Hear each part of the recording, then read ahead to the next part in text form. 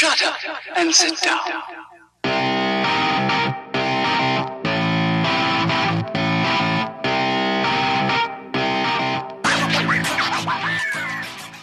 Hey Hockey Nuts, this is Wayne here, coming to you with the first episode of Hockey Nuts Hockey News. In this podcast, we're going to take a look around the world of hockey and let you know of all the news and events that are going on around not only the NHL, but in minor leagues, college, juniors, anywhere that has anything that's newsworthy, we're going to talk about it here on this show.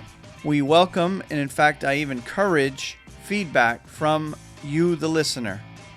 So if you have anything you'd like to share with the show, please send it via email. And our email address is currently thehockeynuts30@gmail.com.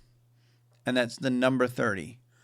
You can send me a audio file. I'll add your question or comment right to the program. Or if you just simply want to type your message, I'll go ahead and read it on the air. But if you have anything you'd like to add to the show, please feel free, send us a line. Now, before we get going on the current news and events of around the world of hockey, let me just give you a brief description of what I intend with this show. I listen to a lot of hockey podcasts around that are available out there right now. Although they're good, and a lot of them are done by people who are very much professionals in this industry, a lot of them are geared toward their listener, which is great for them. That's what they need to do. But it seems to be the focus of the other shows that are available online. There's one or two that are focused on teams that are out west. Most of them are focused on the Canadian teams because the people putting on the show are from there. I've yet to find a decent show that has a bit more of an East Coast U.S. bias. So that is going to be, and I'm not even going to apologize for it. I'm unapologetically saying I'm going to probably have an Eastern Conference / East Coast U.S. bias. So if that's not your thing, then thank you for listening so far, and you can go and listen to the other podcasts that are out there. But otherwise, let's go ahead and get started with the news at hand. As of the recording of this show on Thursday, October 22nd, we currently just started the third week of the NHL season. Going forward, I will refer to NHL weeks as weeks starting on Monday, ending on Sunday. So with that in mind, we just started week 3 on Monday night. There was only one game Monday night, and there were several games last night. It is now Thursday. I'm recording this prior to any of the Thursday games playing. So we've had games on Monday, Tuesday, and Wednesday. So that is the point in the season where I have gone ahead and recorded this. All right, each episode we're going to go ahead and take a look around the NHL at various news events, trying to touch on some of the things that aren't going to be covered in your local sports media. We'll probably touch on the big stories, but mostly it's just a quick recap for each team for the prior week's events. So we'll do a run around the league talking about each team. So we'll go around the league real quick and just take a look and see what is going on. Anaheim Ducks. Anaheim is off to a bit of a rough start so far this season. Through 5 games, they're 1-3-1 with only 3 points. Goal scoring has been a bit of an issue for this team. They've only scored 5 goals in the 5 games that they've scored. So obviously, they've got to get their offense going. So far this season, their only win has been over Minnesota, and they have losses to Colorado, Arizona, Vancouver, which was a shootout loss, and San Jose. The Ducks only have 2 games this upcoming week, game on Thursday against the Predators and Saturday against the Wild. Those 2 games are the first 2 of a 5-game road trip, which will take them through the Central Division, where they play the Predators, Wild, Blackhawks, Stars, and Blues, before coming back home on November 1st against the Predators again. The Arizona Coyotes. The Arizona Coyotes are off to a 3-2-1 start with 7 points in 6 games, which is not too bad of a start for a team that is always under question on whether or not, or for that matter, how much longer they're going to be playing in Arizona. Max Domi has been one of the bright spots for Arizona so far this season. He's off to a 3-goal and 4-assist for 7-point start in just 6 games so far this season. I have been seeing a lot of highlights of him putting on a show over there in Phoenix. He's certainly not the same kind of player his old man, Ty Domi, was. This is a good young team that is going to be exciting to watch and is going to get better and better each year. The Boston Bruins. The Boston Bruins are off to a 2-3-1 start so far this season. They lost their first 3 games at home to open the season, then went out on the road and won their next 2. They lost their first 3 games at home to open the season against Winnipeg, Montreal, and Tampa Bay. And then they went on the road and beat Colorado and Arizona before coming back home and losing in overtime to Philadelphia. The Bruins have a very light schedule this week. They've already played 1 of their 2 games, and their next game is on Friday against the Islanders, and that is it. They're off the rest of the weekend, and they don't play again till Tuesday, the 27th. So there again is another team that is trying to get their house in order. Injuries have been an issue with them already, as Zdeno Chara has already missed some time, and Dennis Seidenberg has been out and will be out for the foreseeable future with a back injury. The Buffalo Sabres. Buffalo is off to a 2-4 start this year. Not bad considering they finished in dead last in the Eastern Conference last season, but they're showing that they still have a long way to go. In their first 6 games, they had losses to Ottawa, Tampa, and then won their first game against Columbus, and then lost to Florida, and then Tampa Bay. And their most recent game, they won a shootout against Toronto. The rest of this week, they have 2 games, Friday against Montreal and Saturday against New Jersey. The city of Buffalo is definitely fired up about this team, as they are young, they're fast, and they're entertaining to watch. Number 2 overall pick, Jack Eichel, has 2 goals already on the season in his first 6 games. And newcomers Ryan O'Reilly and Evander Kane have 3 points each. As far as injuries are concerned, they have a couple of notable injuries. Zach Bogosian is out, a lower body injury. And Robin Lehner is also out with an undisclosed injury. The Calgary Flames. Folks in Calgary were expecting a very, very strong team this year with all the off-season player pickups they've had. But unfortunately, they're off to a very troubling start this year, as they're only 1-5 through 6 games, with their only win being an overtime win against Vancouver back on October 10th. In the other games, they have losses to Vancouver, St. Louis, Winnipeg, Edmonton, and Washington. The rest of this week has them playing 2 more games, Friday night against the Red Wings and Sunday night against the Rangers. Hopefully this team can get things going, as, like I said, everybody in the hockey world is expecting a lot out of this team. The Carolina Hurricanes. Carolina is off to a 2-4 start so far this year, which isn't all that bad if you can compare it to their season starting 0-8 from a year ago. This team traditionally is a slow starter here in October, and it's something they've really got to get a handle on if they're going to make the playoffs anytime soon. They've got to stop having rough Octobers. It's something they seem to be doing every year. They get behind the 8 ball, and then they have to fight to come back.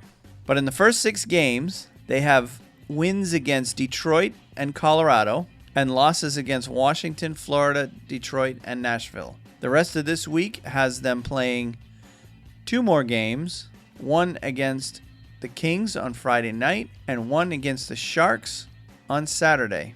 They are in the middle of a 7-game, 2-week road trip.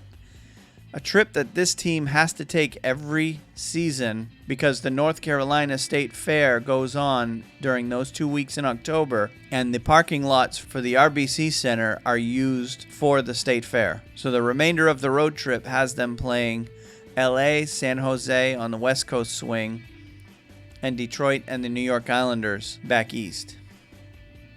On the injury front, James Wisniewski, a player that the Hurricanes acquired in the offseason, tore his ACL earlier in the week, and he's going to be out for several months, which is going to put pressure on rookie Noah Hannafin to step up and play a bigger role than he probably expected when the season started. The Chicago Blackhawks. Chicago's another team that's off to kind of a mediocre start so far this season. They're currently 3-3. with wins over the Islanders twice and the Blue Jackets, and losses against the Rangers, Flyers, and Capitals. The rest of this week has them playing 2 more games, one against the Panthers on Thursday, one against the Lightning on Saturday. I'm sure this team will be just fine as the season goes on, as they still have 2 of the best players in the league in Patrick Kane and Jonathan Toews, even though they did recently lose Duncan Keith, who will be out for several weeks after having knee surgery earlier this week. The Columbus Blue Jackets. Columbus is off to their worst start in franchise history this year. They've played 7 games already, and they've lost every single game, scoring just 13 goals in the meantime and giving up 34 in net. The goaltenders have struggled, the offense have struggled, this whole team has struggled, and as such, on Wednesday, October 21st, they fired head coach Todd Richards and replaced him with John Tortorella, who can at times be a controversial figure. But I'm sure he will whip this team into shape, because that, after all, is his reputation as being a hard coach to play for. Hopefully he will get this team back on track, because there were a lot of people saying that this is certainly a playoff team, but right now, at 0-7, they've got a long way to go. They're buried deep in the Eastern Conference standings already, and we're only 7 games in. We'll keep an eye on the Blue Jackets and see if they can make the climb back up the standings to where everyone thinks they should be. The Dallas Stars. Dallas is off to one of the best starts they've had in years. They're 5-1 to start the season after just 6 games, with wins over Pittsburgh, Edmonton, Tampa Bay, Florida, and Philadelphia. Dallas is looking like they're going to be a really strong team this year. They've lost only 1 game, and that game was their 2nd game of the year against Colorado. As for the rest of this week, they have games against Pittsburgh on Thursday night and Florida on Saturday night. It should come to no surprise that once again this team is being led by their captain Jamie Benn with 10 points already in 6 games, and as well as Tyler Seguin with another 10 points in 6 games. This team is very exciting to watch. We'll see if they can keep up this torrid pace as the season wears on. The Detroit Red Wings. Detroit is off to a mediocre 3-3 start so far this season. After winning their first 3 games against Toronto, Carolina, and Tampa Bay, they've dropped 3 in a row against Carolina, Montreal, and Edmonton. 2 of those games are a bit concerning, Carolina and Edmonton, as those 2 teams are not expected to be playoff teams. So the reason Detroit dropped those games is something I'm sure they'll be working on as the season goes on. As for the rest of this week, they have 2 games left, Friday against the Flames in Calgary, and Saturday against the Canucks in Vancouver. I'm sure this team will be just fine going forward. They've made the playoffs every year since the last Ice Age ended, so I'm sure they'll figure out a way to get back in there again this year. The Edmonton Oilers. The Edmonton Oilers are going to be a fun team to watch in the future and a very difficult team to beat. They have earned picks in the top 5 of the draft almost every year in recent years, and this past year was no different. They earned the number 1 overall pick this year, picked Connor McDavid as their first overall pick, and fans in Edmonton have been very excited to see what this kid can do. And of course, he made the team right out of the gate. In the first 7 games of the season, Edmonton is 3-4, having lost their first 4 games of the year against St. Louis twice, Nashville, and Dallas. And then in their last 3 games that they've played, they've beaten Calgary, Vancouver, and Detroit. So after the first 4 games, everybody was up in arms that this was going to be yet another losing season, and everyone was wondering, when are these kids going to start winning?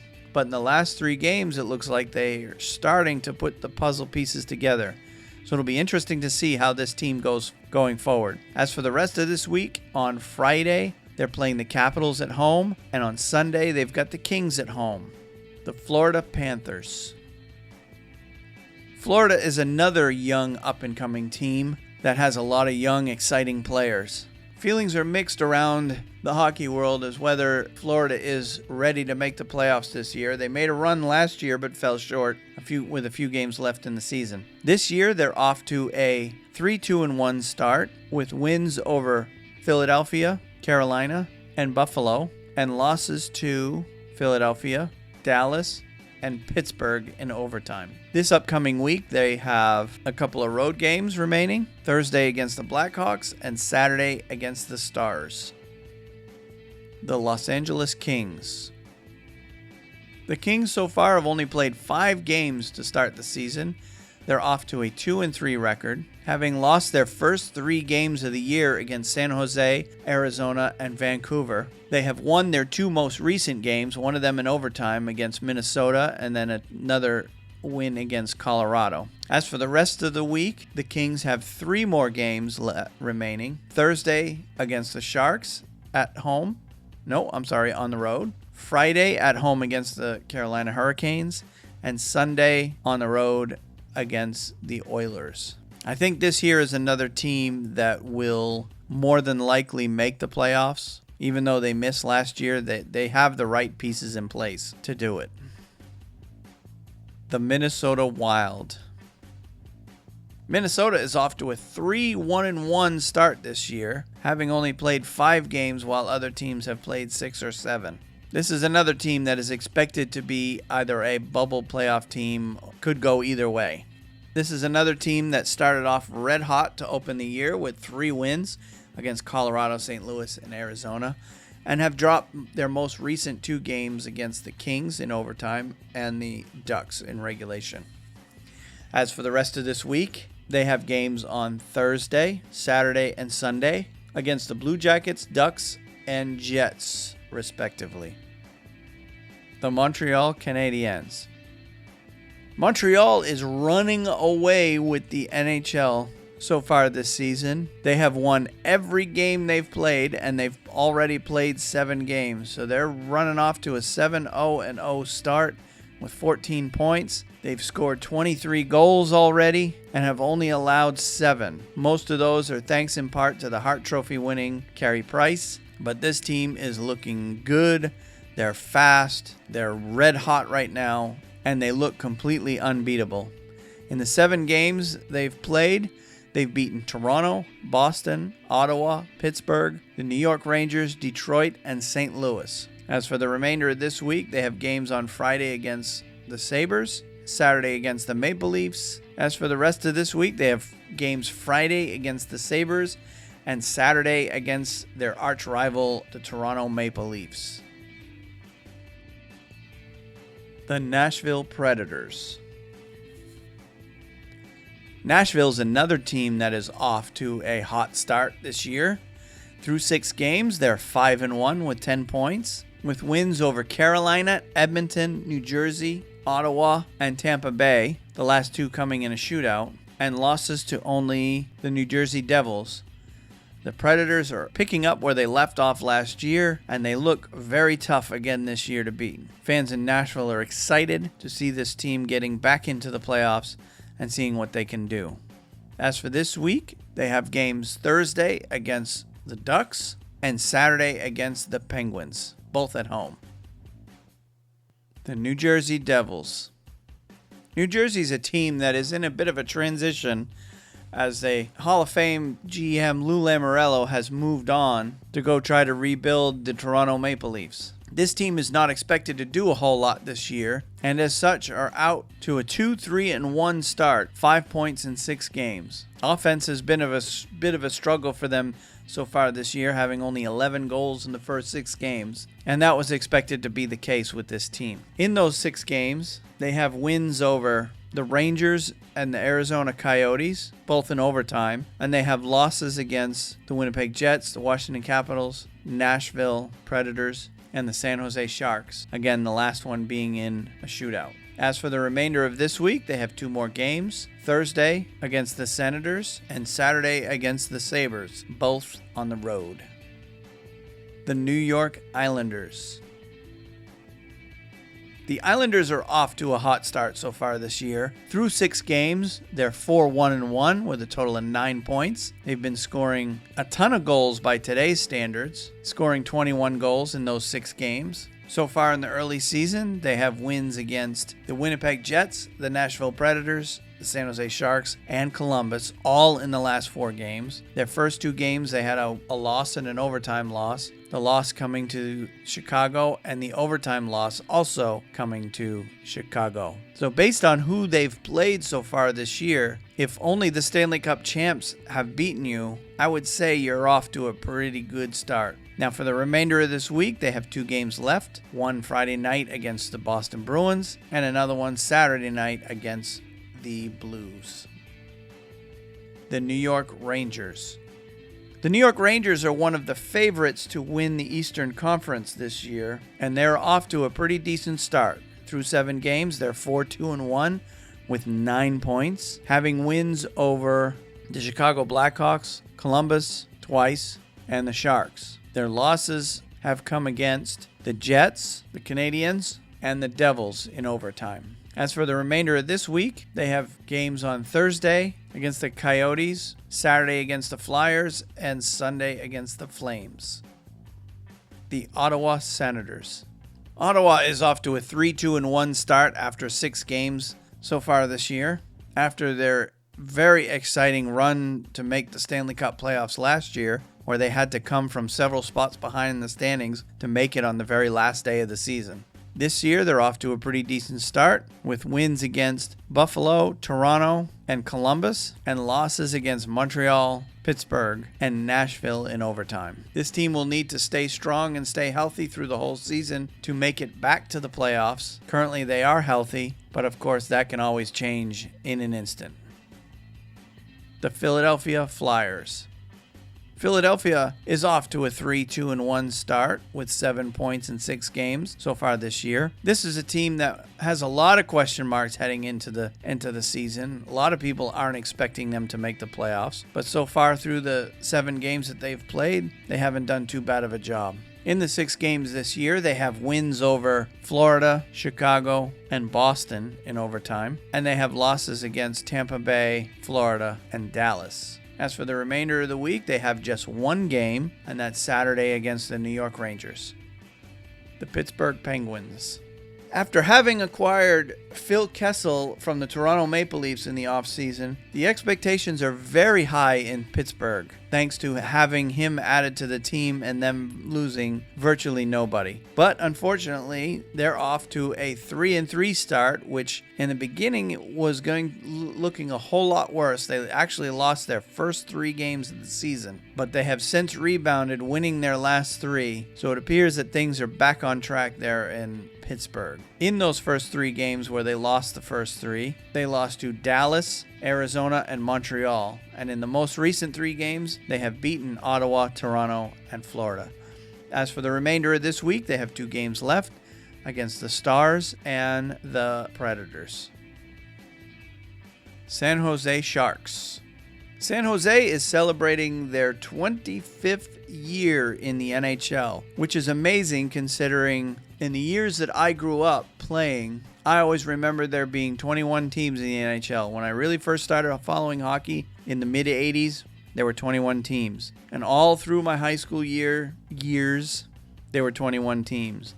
Then all of a sudden in 92, another team comes along wearing teal uniforms called the San Jose Sharks. And here we are, 25 years later. They're still playing in the league. And so far this year, they are off to a 4-2 start with 8 points in 6 games. And they have wins over the Kings, the Ducks, the Capitals, and the Devils. And those first 3 games were quite impressive wins as well, giving up only 1 goal in the first 3 games. But they have dropped their last 2 games so far this season against the Islanders and the Rangers, 2 also very strong teams. So the Sharks have had a very tough schedule to start the year, but they're still in there at 4-2, so we'll see if they can keep the trend going.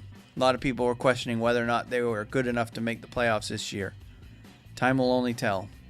As for the remainder of the week, they have games Thursday against the Kings again, and Saturday at home against the Carolina Hurricanes. The St. Louis Blues. St. Louis has had a busy start to the NHL season so far this year, having played 7 games already, and they have 5 wins and 2 losses for a total of 10 points in those 7 games. So they're off to a pretty good start. So far this season, they have wins against Edmonton, Calgary, Edmonton again, Vancouver, and Winnipeg, and their 2 losses were against Minnesota and Montreal. As for the rest of this week, they have games against the Islanders and the Lightning, both at home, with those games being the first 2 of a 5-game homestand. The Tampa Bay Lightning. Last season's Eastern Conference champions have picked up right where they have left off last year. They've played 7 games already so far this season, have 4 wins, 2 losses, and an overtime loss for a total of 9 points. And in those 7 games, they've beaten Philadelphia, Buffalo, Boston, and Buffalo again. And the teams that have tripped them up have been Detroit, Dallas, and Nashville in a shootout. As for the remainder of this week, they have 2 more games, Friday against the Jets and Saturday against the Blackhawks, both on the road. The Toronto Maple Leafs. The Toronto Maple Leafs seem to be the talk of Canada these days. Outside of Montreal's hot start, the rest of Canada seems to be talking about the struggles of Toronto and their whole rebuilding process. This summer, they pretty much cleaned out the entire front office of that team and is starting over. And they traded away Phil Kessel, their best player, arguably. And it looks like that Toronto is just blowing up the system and restarting. And as expected, they're not looking too good at the start of the season, and they're not expected to get much better as the season goes on. So far this year, they're off to a 1-3-2 start through 6 games. They have 4 points in 6 games, having beaten only 1 team, and that is the winless Columbus Blue Jackets. In their other games, they have losses to Montreal, Detroit, Ottawa, Pittsburgh, and Buffalo, although a couple of those losses were in shootouts. As for the remainder of this week, they have just 1 game remaining, and that is a Saturday night hockey night in Canada matchup against their arch rivals, the Montreal Canadiens, in Montreal. Even though those 2 teams are at opposite ends of the standings, that game is usually worth watching just because of the 2 teams involved. The Vancouver Canucks. Vancouver is another team that is considered to be in transition, but they're off to a pretty good start. They're 3-1-2 through 6 games, having total 8 points in those 6 games. They have wins against Calgary, Anaheim, and Los Angeles. Their losses have come against Calgary, St. Louis, and Edmonton, with the Calgary and Edmonton games being overtime losses. The Washington Capitals.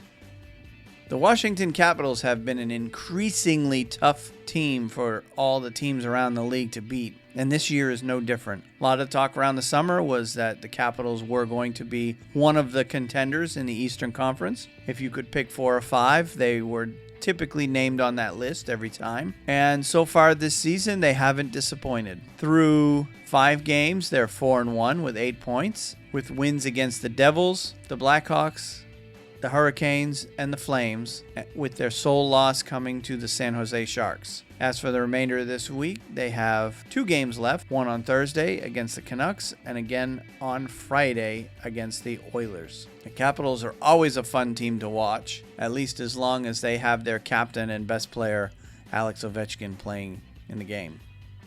And last but certainly not least, the Winnipeg Jets.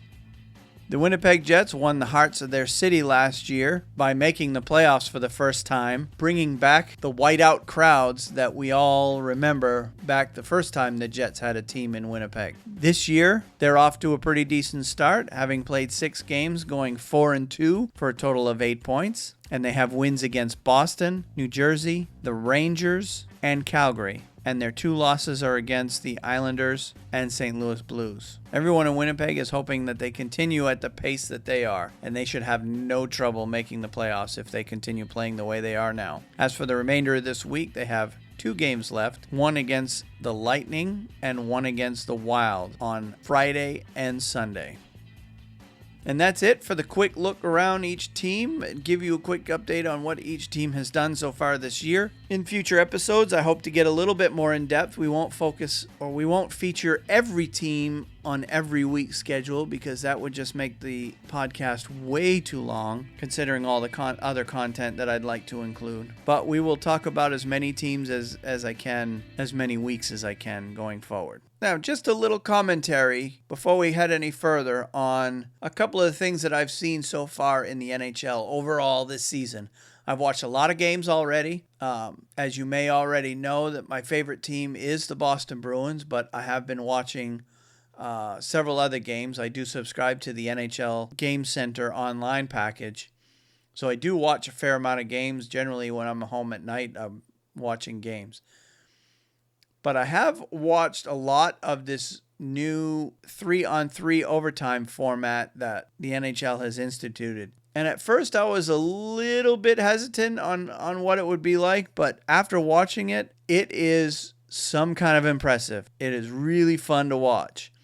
And actually I think it's a better way to end the game than the shootout competition, because the shootout is nothing more than a skills competition. The teams that generally have their best stars in general are going to win more games than the teams that don't. So I'd rather see them win it on the ice in terms of actually playing the game, which the 3-on-3 gives us that.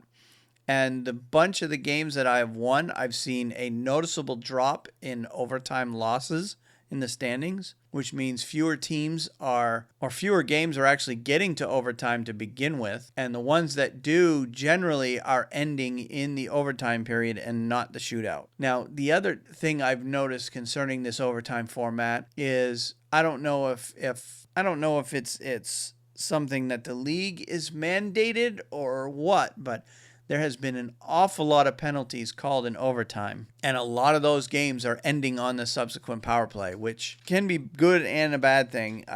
Like, for example, last night I watched the Boston Bruins and the Philadelphia Flyers play a game, and that game went to overtime, went 3-on-3, then the Bruins committed a penalty, and then a minute later, during the Flyers power play, they scored a power play goal to win it. I've seen that time and time again around the league. I guess I'm okay with that. I just want to make sure that these referees know absolutely certain that what they're calling is a penalty before calling it. Because I have seen some calls that were kind of ticky-tack in terms of could have been a gray area one way or the other. But anyway, that's just my personal thoughts and feelings on this new overtime format. I guess we'll see as the season develops how it turns out in the long run, but so far, overall, I do like this format over what's been used in the past. I still would like to see them go. I know they're hesitant to do it, but if they're trying to get teams to try to win in regulation versus overtime, I think they need to institute a 3-point system.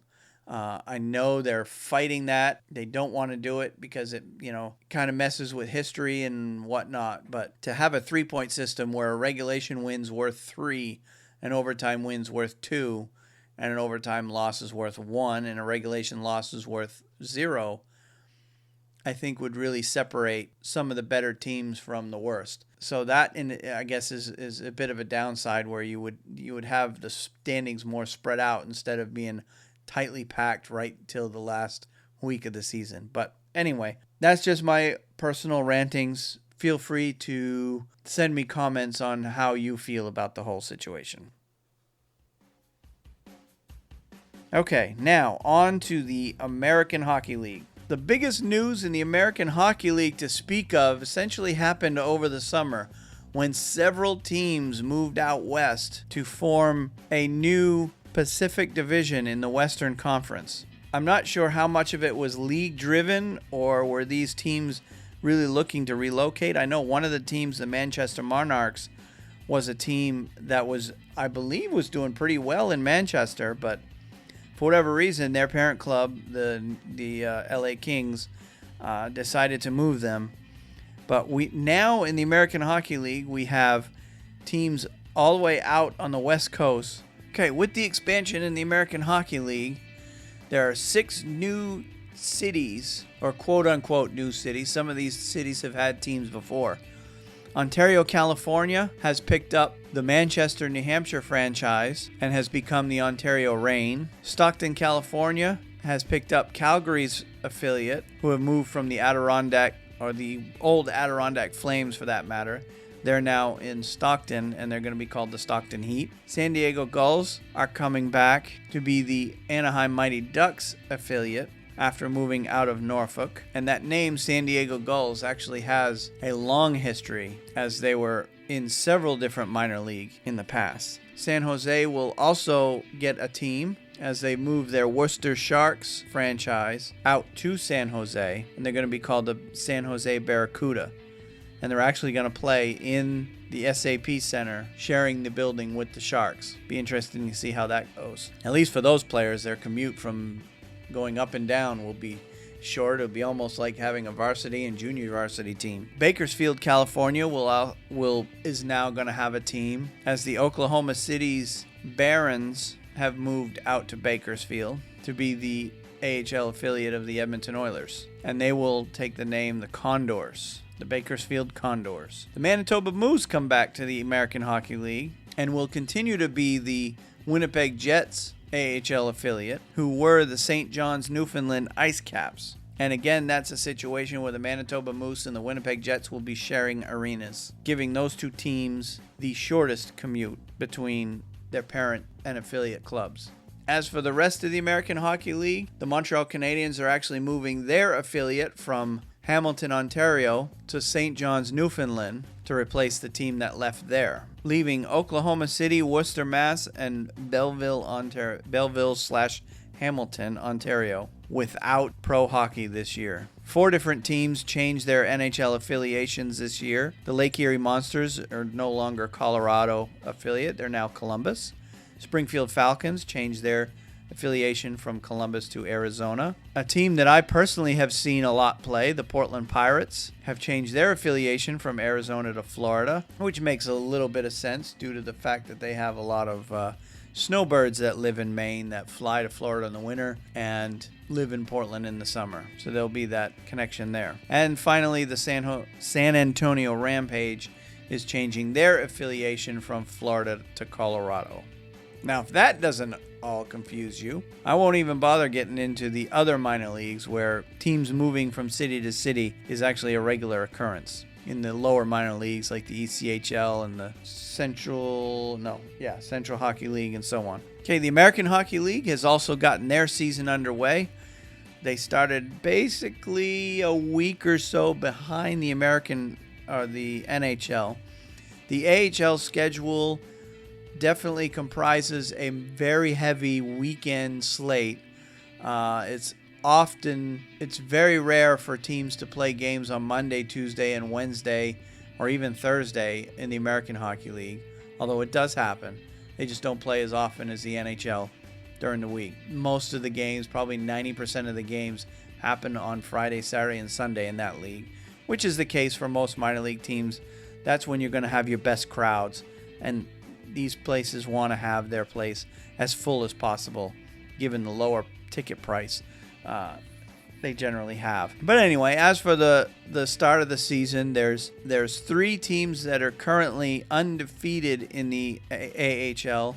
All 3 are in the new Pacific Division. The Ontario Reign, San Diego Gulls, and San Antonio Rampage are all without a loss so far this year. Ontario and San Diego are 3-0 each, and San Antonio are 2-0-1. Around the rest of the A, there's several other teams that are off to really good starts as well.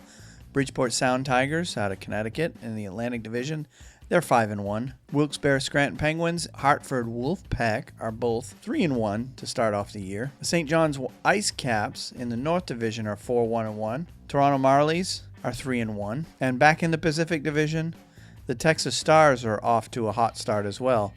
They're 4-1 after 5 games early in the season. But of course, it's very early. We're not going to go too much into detail on the American Hockey League until things get heated up. But those teams that I just mentioned are all the ones that are off to a pretty good start in the American Hockey League.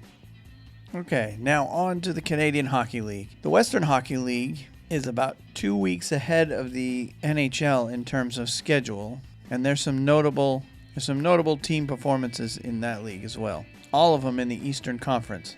The Prince Albert Raiders, Red Deer Rebels, Brandon Wheat Kings, and Moose Jaw Warriors are all doing very well this year in the Eastern Conference. Prince Albert is 8-2, Red Deer is 8-4, the Brandon Wheat Kings are 7-1, and the Moose Jaw Warriors are 7-1-1. Out in the West, the leaders are the Victoria Royals, Kelowna Rockets, and the Seattle Thunderbirds. The Royals are 7-4, Kelowna is 7-4 as well, and Seattle is sitting at 6-1-1. In the Ontario Hockey League, the Erie Otters once again are running away with the league. They're currently sitting after 9 games at 9-0-0, and right behind them, the Kitchener Rangers still haven't lost a game either, but they do have 3 overtime losses, so they're 6-0-3. A couple of the other notables: Sarnia Sting in the West Division, 7-2-1. Windsor Spitfires out of the West Division, 6-1-3. And in the East Division, the Kingston Frontenacs are 6-2-1, leading the way there. In the Central Division, though, it's another story.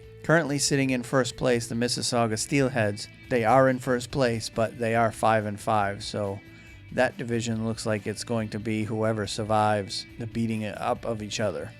Over in the Q, the Quebec Major Junior Hockey League, we have the Shawinigan Cataracts leading the way in the East Division at 11-2, follows quickly behind the Rimouski Oceanic at 9-3. Over in the West Division, Rouyn-Noranda Huskies are leading the way at 11-1, followed by the Val-d'Or Fouriers and the Drummondville Voltigeurs. The Fouriers at 9-5-1 and the Drummondville Voltigeurs at 10-5. And over in the Maritimes Division, leading the way, we have the Moncton Wildcats at 9-4, followed closely by the St. John Sea Dogs at 8-5. Okay, on to college. The season over in the NCAA is just getting started. In fact, most teams have only played 1 or 2 games at this point in the season. So the only thing I'm going to do at this point in the season, at least until things heat up over there, is just keep you updated every week on the Division I men's polls out there. And the one most notably that most everybody follows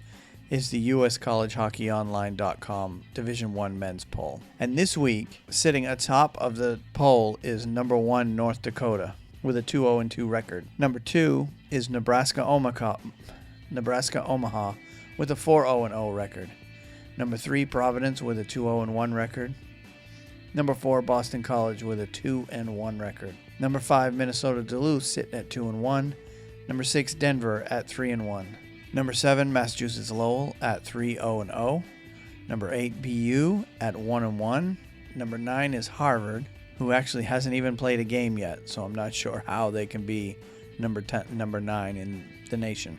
And number 10 is St. Cloud State, sitting at 4-0-0. So I'll be the first one to tell you that polls don't really mean a whole lot in the NCAA. They come out every week.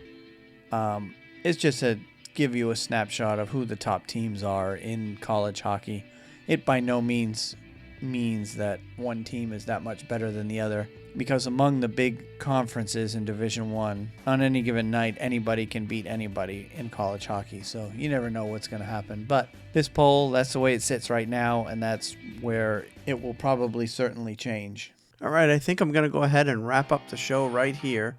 I've been going now for a good 45 minutes, and I don't want to make these episodes too long. That is one thing I want to make sure I do with this podcast, and that's to make sure that we don't end up having 2.5 hour long podcasts to drag out the whole process. So that's going to be it for this week's edition of the Hockey Nuts Hockey News Podcast. Once again, if you'd like to contribute to the show, please send me an email at thehockeynuts30@gmail.com. That's thehockeynuts30@gmail.com. And we're using the number 30, not spelled out. Also, you can check out our website at thehockeynuts.com for more hockey-related content, as well as links to some of our favorite sites and our social media pages. If you like the show, be sure to subscribe to the feed in whatever podcatcher you're using. Thanks for listening, and we'll catch you next time.